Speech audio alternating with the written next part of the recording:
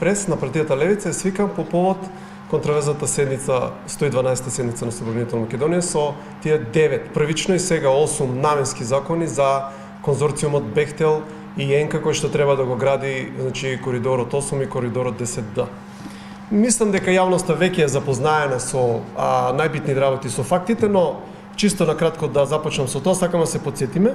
Значи, како прво, тие закони иако беа предложени од претеници, ние се сомневаме дека се од владата, не беа ставени никаде на увид, деловникот беше прекршен, не добивме 10 дена, значи нови добивме максимум 5 дена за материјалите и 2 дена за седницата, и само на кратко со тие првичо 9, сега 8 решенија, што всушност се носи. Значи, изведувачот, конзорцијот Бехтел и ЕНКА ќе биде ослободен од ДВД, ќе биде ослободен од сите увозни давачки, акцизата за енергенси ќе му се враќа, експроприација на земјиште кој ќе се прави, нема да се чека првосилна одлука, додека македонските граѓани се тужат со државата или со конзорциумот, значи ќе се фрла бетон и асфалт на нивната земја.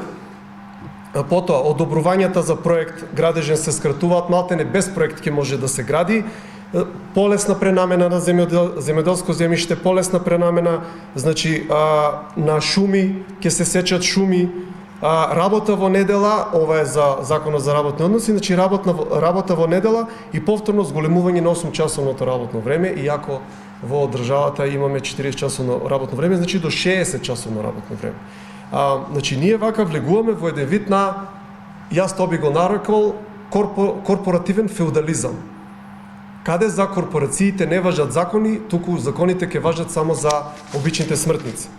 Сега, што е тука побитно во јавноста, баш го гледав и подпредседателот на ВМРО ДПМН Николовски беше вчера на една од националните телевизии, се излезени многу погрешни информации, јас сакам тука да ви го кажам, всушност деловничкото сценарио, како може да се одвива целата работа со комисиите и како може да се спречи.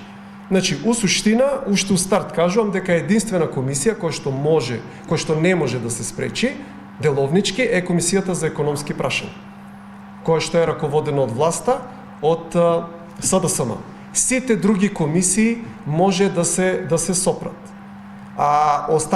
Останати други комисии се 4, од кои што 3 ги раководи власта. Значи, власта раководи буџет финансирање, земјоделство, штумарство и водостопанство и транспорт и врски.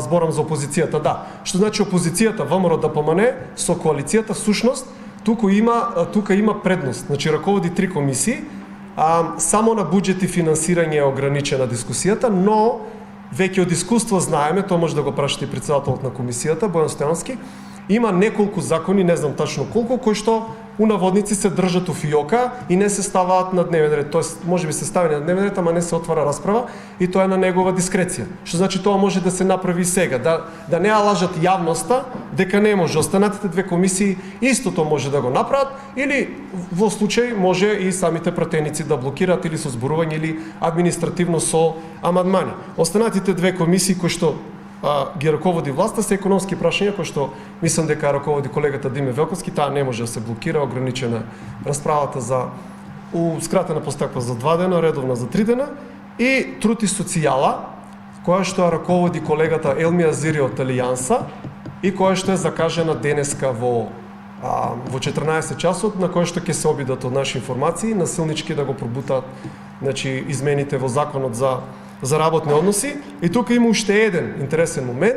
Таа комисија треба да припадне на опозицијата, еве на пример зашо да не ја води Левица, и на ВМРО ДПМН како најголема опозициона партија е должна, тоа е нивна должност да ја побараат. Тие не ја бараат таа комисија, че таа комисија треба да ја води или алтернатива сега, или БЕСА, или на крајот на криштата и Левица.